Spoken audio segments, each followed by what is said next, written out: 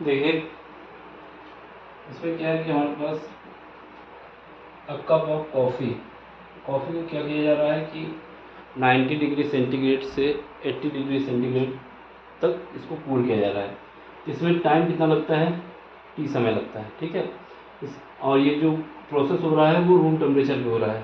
Same cup of coffee को जब हम 80 से 60 डिग्री तक कूलिंग करते हैं उस समय कितना टाइम लगेगा, और सेम कहाँ पर, रूम टेम्परेचर पे, ठीक है। हमारे पास सबसे बेस्ट तरीका ये है कि न्यूटन का जो लॉ था कूलिंग का, न्यूटन लॉ ऑफ कूलिंग, वो क्या था यहाँ पर बताया था T1 plus T2 divide by कितना टाइम लगा इज इक्वल टू क्या था, के हमारा एक कांस्टेंट है, यहाँ पर माइनस होता है T1 माइनस T2, और यहाँ पर आता है T1 प्लस T2 डिवाइड करते हैं 2 से माइनस टी नॉट का मतलब है रूम टेम्परेचर। ये वाला फार्मूला हमें यूज करना है ये नियम क्या है, न्यूटन का कूलिंग नियम है, ठीक है। तो इसका यूज करना है, तो इसको यूज करके हम इसकी वैल्यू निकाल सकते हैं।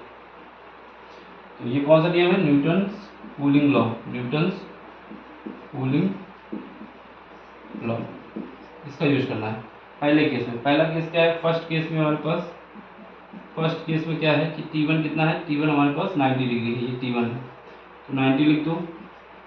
T2 कितना है, T2 हमारे पास 80 डिग्री है तो ये माइनस का 80, टाइम हमारा T दिया हुआ है इज इक्वल टू के हमारा कांस्टेंट है, ठीक है। यहाँ पर T1 कितना है, 90 है, T2 कितना है, 80 है, डिवाइड करोगे 2 से, माइनस 20 क्या है, रूम टेम्परेचर है, जो ये T नॉट है ये रूम टेम्परेचर है, ठीक है। अब इसको सॉल्व कर लो, यहाँ पे कितना बचेगा, यहाँ पे 10/T इज इक्वल टू के है, यहाँ पर सॉल्व करके लाएंगे तो यहाँ पर आ जाएगा 170, जब इसको काटेंगे तो 65 बचेगा, 170 को 2 से काटोगे तो 65 बचेगा, माइनस का 20, 170 होगा, 170 को जब 2 से डिवाइड करेंगे तो 65 बचेगा, ठीक है। तो यहाँ से हमारे पास जब सॉल्व करके लाएंगे तो ये हमारे पास आ जाएगा 10/T इज इक्वल टू आ जाएगा के, और यहाँ बचेगा हमारे पास 45। एक इक्वेशन ये बन गई। सेकेंड केस में क्या करना है, सेकेंड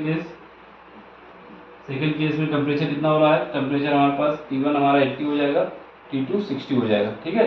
ये T1 80 है, ये 60 है अब हमें क्या करना है इस सेकेंड केस में, T1 80 है माइनस T2 कितना है, T2 हमारे पास है 60, डिवाइड करोगे किससे, टाइम हमारा T डैश मान लेते हैं, ठीक है टाइम चेंज हो जाएगा ना, के हमारा कांस्टेंट है क्योंकि वही कप है, सेम कप है, और कॉफ़ी भी सेम है, इस वजह से के चेंज नहीं होगा। अब यहाँ पर देखो, यहाँ पर कितना था, 80 प्लस 60 डिवाइड करोगे 2 से, माइनस करोगे 20, सेम टेम्परेचर है, ठीक है, रूम टेम्परेचर। यहाँ पर जब सॉल्व करके लाएंगे कितना बचेगा, यहाँ पर बचेगा हमारे पास 20, डिवाइड करोगे T डैश से इज इक्वल टू के, हमारा चेंज होने वाला नहीं, सेम टेम्परेचर है। यहाँ पर कितना बचेगा, यहाँ पर बचेगा 140, 140 को 2 से डिवाइड करो कितना बचेगा, 140 को 2 से डिवाइड करते हैं तो हमारे पास बचता है 70, 70 में 2 चला जाएगा, 70 में 20 जाएगा, यानी 50, ये कितना बचा, 50 बचा। देखो 140 होगा, 2 से डिवाइड करोगे 70 बचेगा, 70 में से 20 जाएंगे, कितना बचेगा, ये बचेगा। ये इक्वेशन नंबर सेकेंड हो गई। दोनों इक्वेशन को डिवाइड करके सॉल्व कर लो बस। यहाँ पर जब डिवाइड करोगे कितना आएगा, 10, ये रिंग लाइट है, यहाँ पर देखो हम दोनों को डिवाइड कर रहे हैं, दोनों को डिवाइड करेंगे कितना आएगा, 10/T। अब डिवाइड कर रहे हैं तो इनका क्रम बदल देते हैं, मल्टीप्लाई लगा के, ये क्या हो जाएगा, T डैश हो जाएगा, नीचे कितना आ जाएगा, 20 आ जाएगा। इन दोनों को आपस में डिवाइड कर रहा हूँ मैं, ठीक है। अब यहाँ पर देखो, यहाँ पर क्या है, के है, ये कितना है, 45 है, और नीचे कितना है, नीचे हमारे पास के है और ये 50 है, ठीक है। अब हमें क्या करना है, के से के कट जाएगा, और यहाँ से 0 से 0 कट जाएगा, फिर उसके बाद इसको 2 से काटोगे कितना बचेगा, 25 बचेगा, फिर उसका 9 से 5 से काटेंगे तो ये 5 बचेगा, और ये हमारे पास कितना बचेगा, 9×45। यहाँ से हमारे पास T dash is equal to कितना आ जाएगा, 9/5, और ये हमारा T आ जाएगा। कोई ऑप्शन मिल रहा है यहाँ पर, 9/5 कोई ऑप्शन नहीं मिल रहा है, कहीं गड़बड़ हो गई क्या, एक बार मिला लो फिर से। ये हमारे पास 45 बचेगा यहाँ पर, ठीक है। ये हमारे पास 140, 2, 70, 50 बचेगा। इसको सॉल्व करने में कहीं पर दिक्कत हुई है लगता है, इसको मिला लेते हैं एक बार। तो यहाँ पे गड़बड़ होगी, क्या गड़बड़ होगी, जब इसको हम जोड़ेंगे कितना आएगा, 170 आएगा, 170 को 2 से काटोगे कितना आएगा, 8 आएगा, 5 आएगा, 85 आएगा, यहाँ पर कितना आ जाएगा, यहाँ पर 85 आएगा, ये गड़बड़ हो गई, ये 85 हो जाएगा।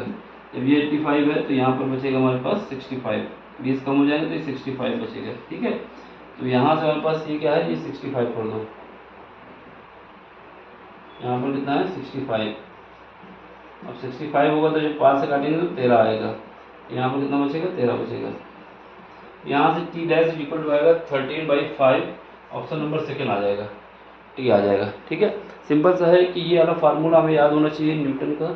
अगर ये क्वेश्चन दोबारा कभी आता है, क्या है इसमें कि पहले कॉफ़ी का टेम्परेचर कितना था इनिशियल, फिर उसके बाद कितना टेम्परेचर हमने घटाया है, यहाँ पर कितना टाइम लगा है, ये हमारा के कांस्टेंट है, ये डिपेंड करता है मटेरियल पे। ठीक है, T1 + T2 यानी पहला temperature divide by 2 minus room temperature, इस फार्मूले का यूज कर ले। दो केस, पहले केस में हमारे पास T1 ये है, T2 ये है, और यहाँ पर टाइम दिया गया T, उसको हमने लिख दिया। ठीक है, और रूम टेम्परेचर की बात हो रही तो रूम टेम्परेचर में लिख दिया। जिस टेम्परेचर पे हमें इसको कूलिंग करना है वहाँ पर ये T0 होगा, अगर कहीं और का टेम्परेचर बताता तब भी ठीक था। ठीक, सेकेंड केस में क्या किया है कि हमारे पास टेम्परेचर T1 कितना है, 80 है, दूसरा कितना है 60 है, उसको डिवाइड किया, टाइम हमारा यही पूछा जा रहा है कितना टाइम लगेगा, ये टी डैश मान लिया। कि हमारा चेंज नहीं होगा क्योंकि ये सिमिलर कप की बात कर रहा है, जो कप पहले था वही कप है, वही कॉपी है। ठीक है, यहाँ पर के फिर इसको चेंज करके लाएंगे, बस सॉल्व करेंगे, आंसर आ जाएगा। समझ में आया हो तो लाइक करो, शेयर करो, सब्सक्राइब करो।